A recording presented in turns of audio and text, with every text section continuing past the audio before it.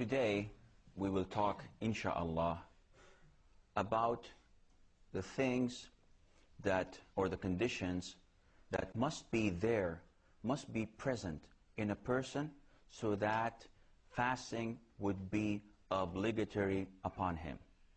Without these conditions, fasting is not acceptable, or fasting is not a must. It can be acceptable, but it is not a must. These things are, if we want to shortlist them, are as follows. Islam, puberty, to reach the age of puberty, to be in a sound mind, to be able of fasting, to be settled or a residency that is, and to have nothing to prevent you from fasting. And we will go into details, insha'Allah, of these things. To go back to the first condition, you have to be a Muslim so that fasting is obliged on you, so that fasting is obligatory to you. Okay, if you're not a Muslim, it is not accepted from you to fast. If you're not a Muslim, it is not accepted at the sight of Allah for you to fast. And even if you fast, you will not be rewarded for that.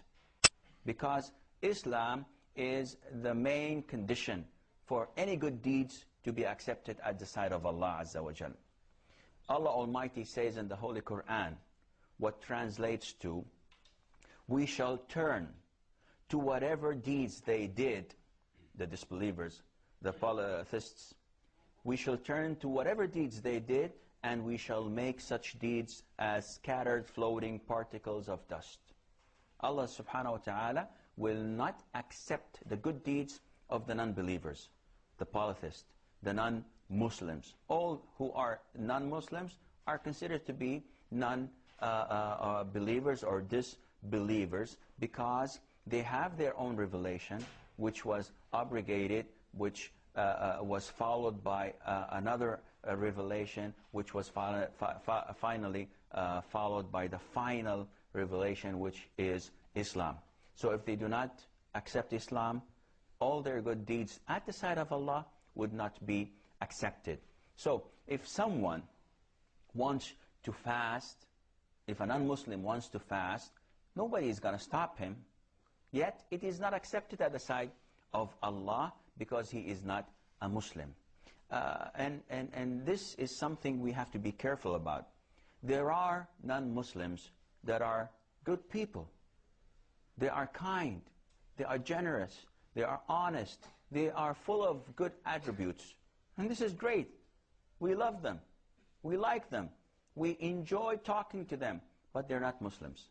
So at the sight of Allah, they are not accepted, because they have the final revelation where Allah Azza wa Jal has instructed them to follow, and they did not do so. So it is not accepted from them. Their goodness would not do them any good at the sight of Allah.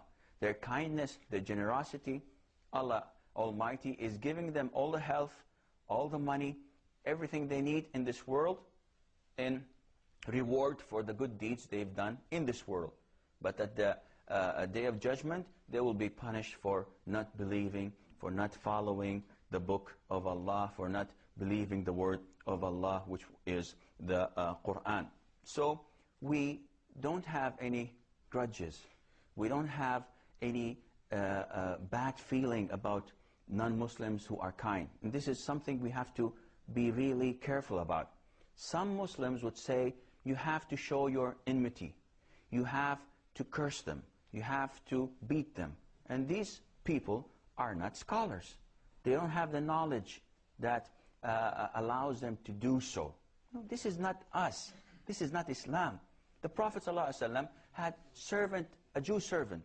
The Prophet ﷺ used to dine at Jews' houses whenever they invite him. This is Islam.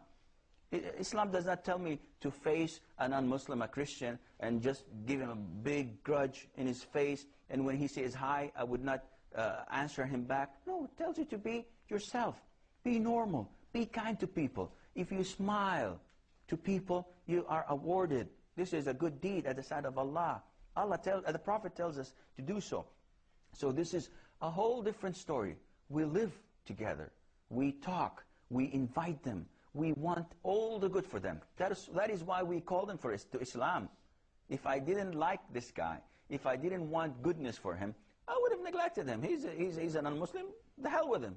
I wouldn't care. No, I do care. I do care. That is why I go out of my way to try and please him, to try and be nice and kind, give him gifts, inviting him to my house, as Sheikh Ahmad Didat says, but give him some sambusa, give him something, you know, from our culture, just to be friend with him. This is Islam. It doesn't tell you to just keep on fighting and hitting and swearing. No, this is not Islam. Nevertheless, although we treat them nice, but inside we feel sorry for them.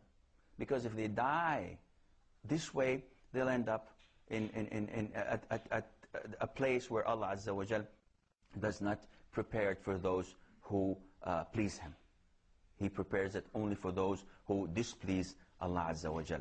So the first condition, that they should be Muslims.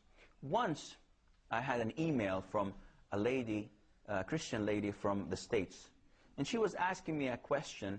It was quite strange, because it sounded as if she's asking my permission.